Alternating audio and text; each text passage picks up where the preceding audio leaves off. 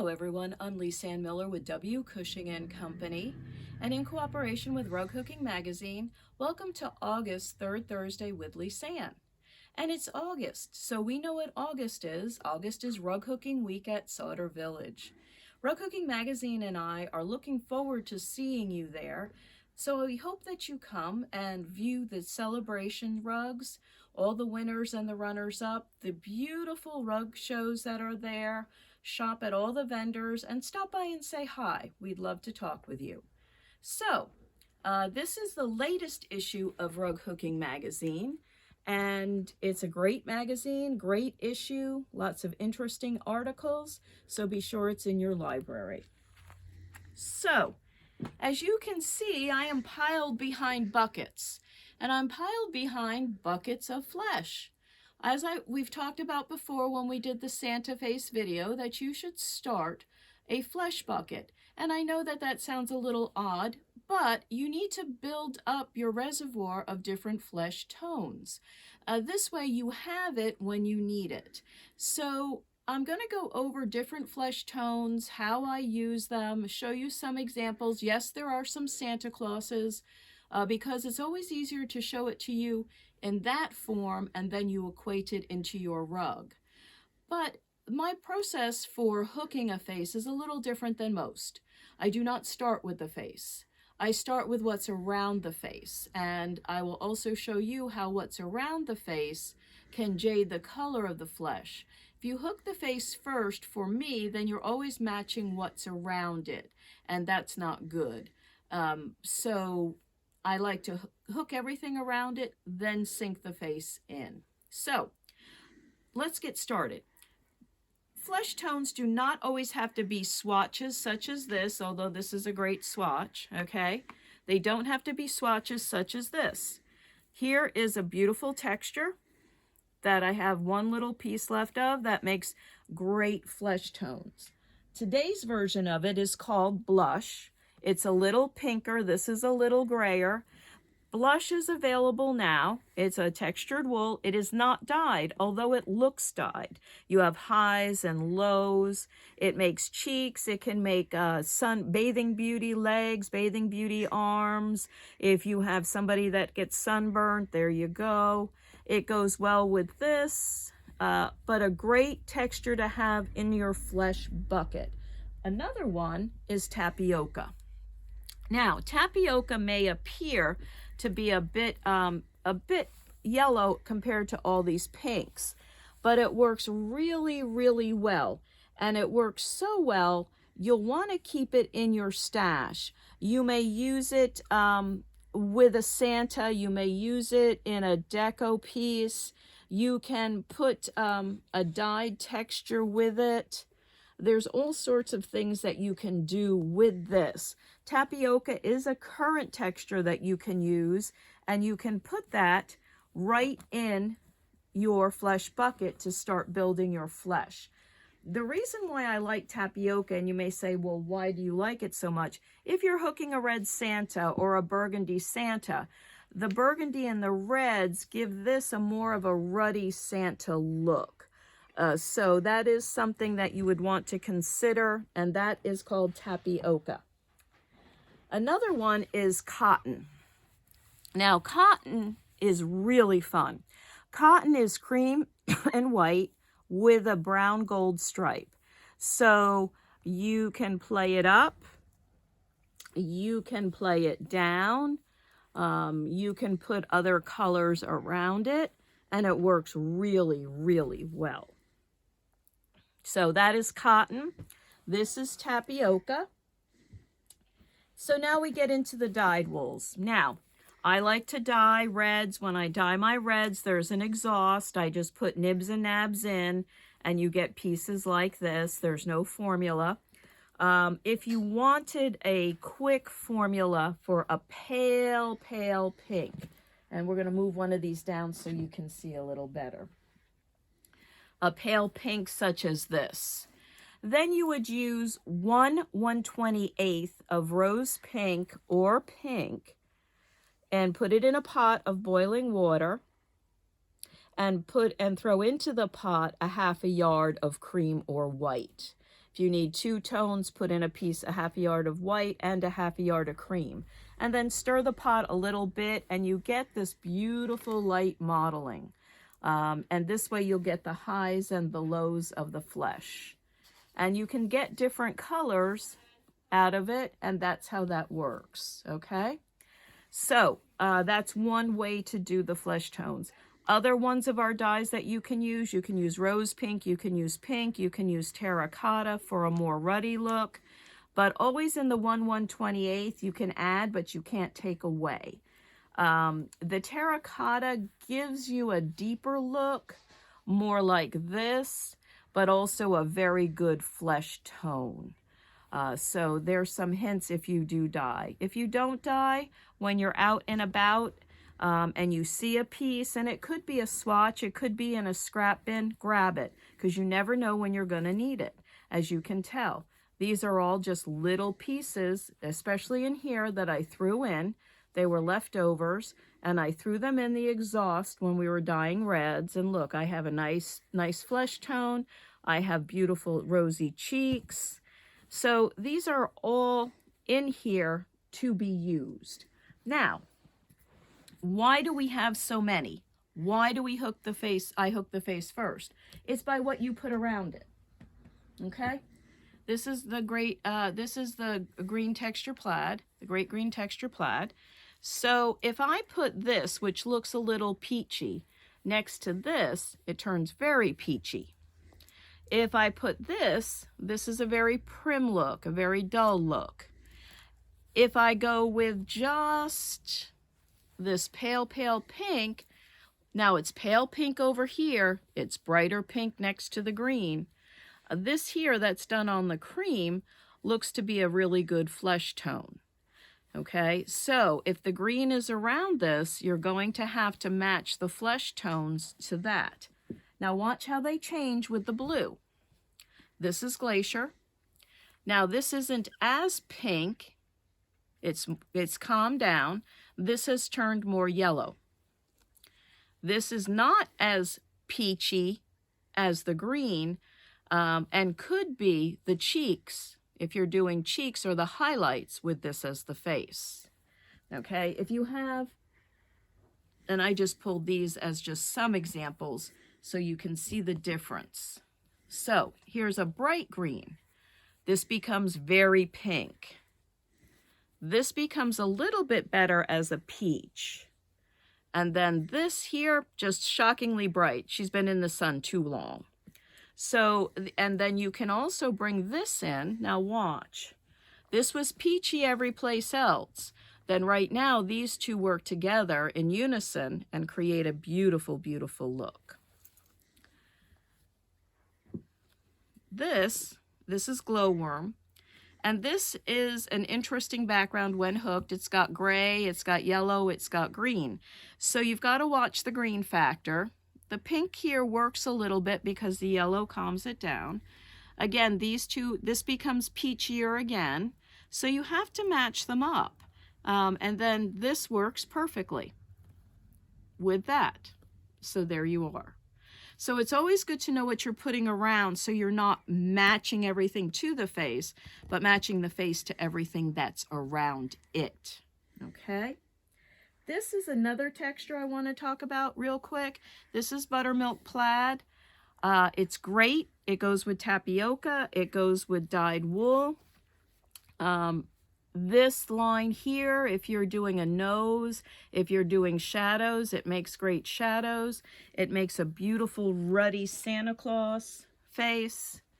And here's the tapioca and here's the buttermilk. They go really, really well together. These are two textures that would make a wonderful face. So you always do not have to have dyed wool to create a face. Okay? You can use your textures wisely, dissect your textures, and then you can see how they work together with the dyed wools that you've collected.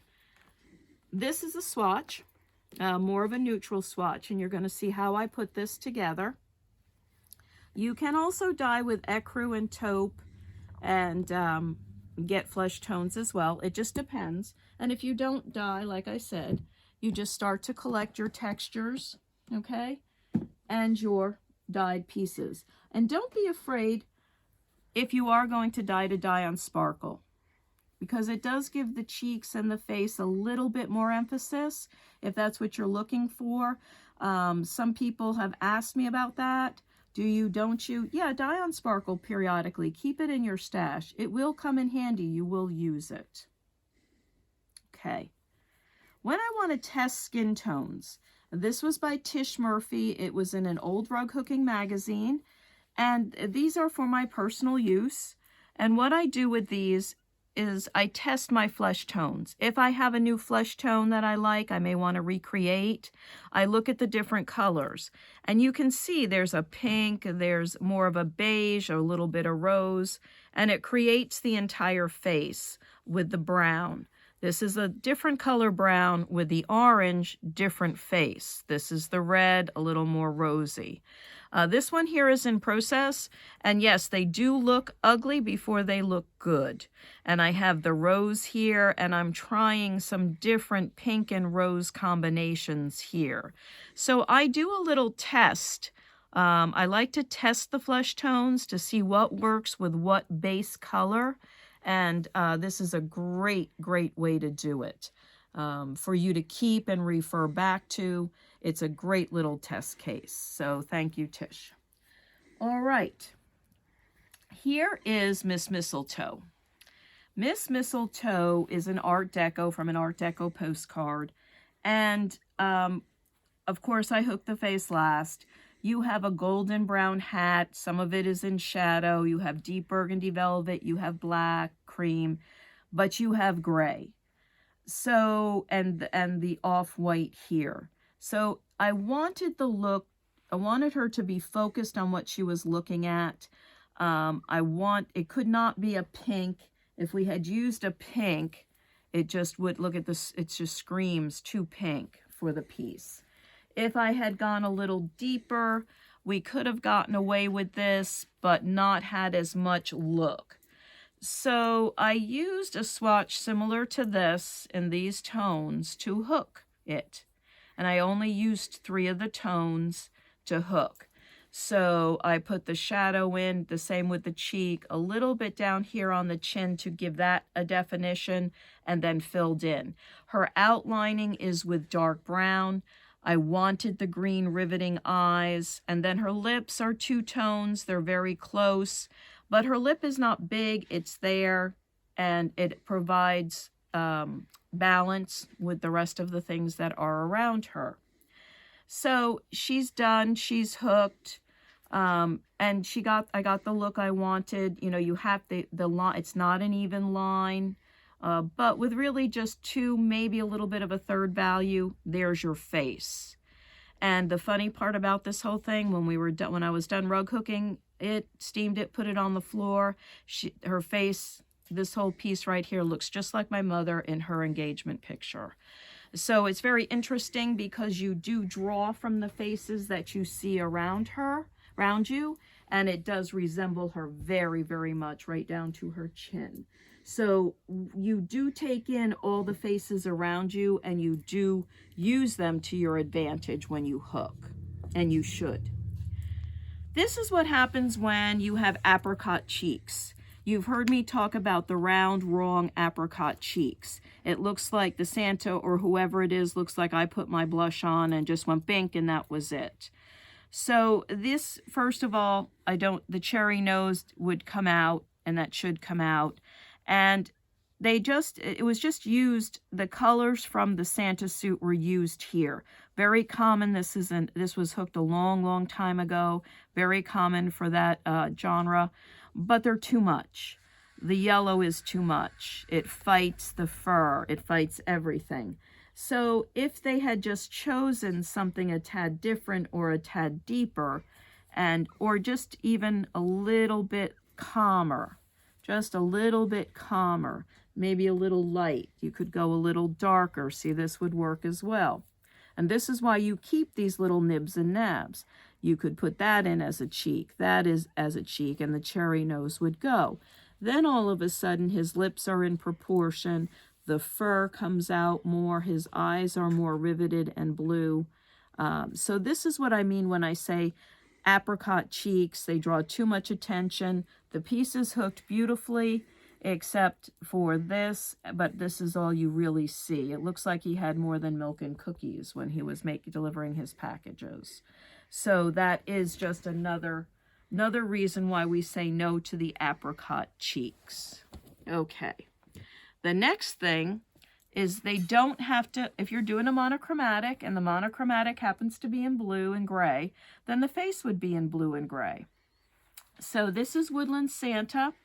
And how this was hooked is the hat was put in, a little bit of the background, this wild fur, his mustache in gray. Then I picked the eyebrows and then I matched the face. And yes, I did use blue. Yes, he's a Woodland Santa. It's very chilly, as you can tell. Everything's in blues. But I still applied the same thing that I normally would. I used the lighter up top. Even though you don't see it, you just see it. If it was too dark, it would just look all dark.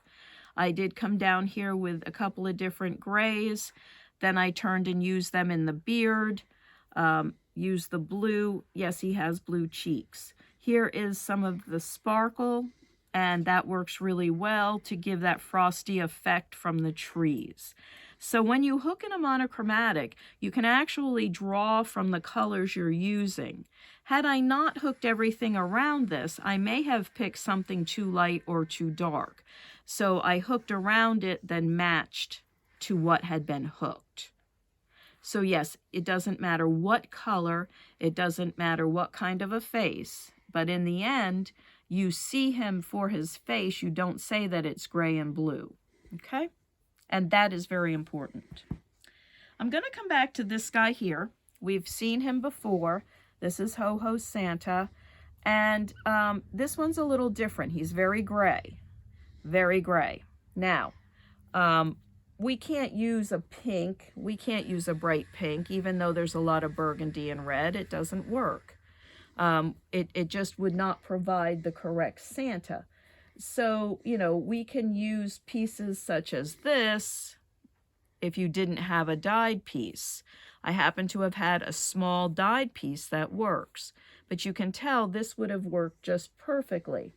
And then I took a piece that had been dyed on a plaid. Okay, his cheeks have the glitter, which match the Arctic rays, which match the glint in his eye.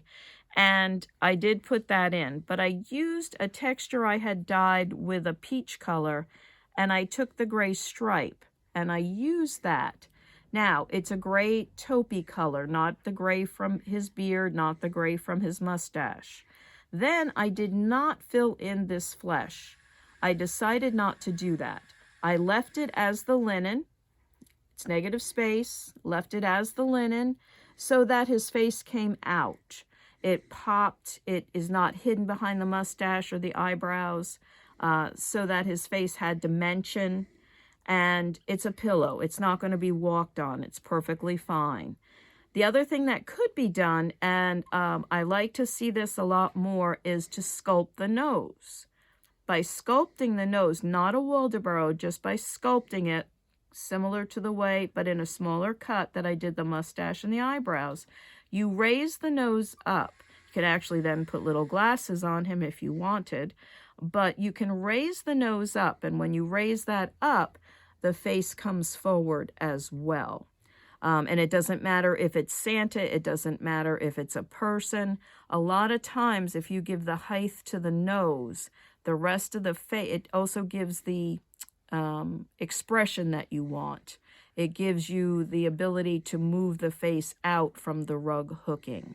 So that is a technique that we like to use a lot of times, and it really does help, whether it's Santa or a person. So if you're losing the nose, if you're losing the face, it looks like mush, try sculpting the nose. Don't sculpt the cheeks. Everybody goes there first. Don't sculpt the cheeks. Sculpt the nose, sculpt the eyebrows, and then you should be okay with that. Okay? So there you go. Well, that's about it for now. We're just about there. I hope you're hooking your faces. I wanted to do the flesh tones as we begin hooking our holiday rugs, whether they're nutcrackers, Santas, ballerinas, whatever you may want. I wanted to go over the different colors, how you can start collecting as you go through your fall season. And I hope you've enjoyed this. I hope to see you at Rug Hooking Week at Souter Village. And bye for now.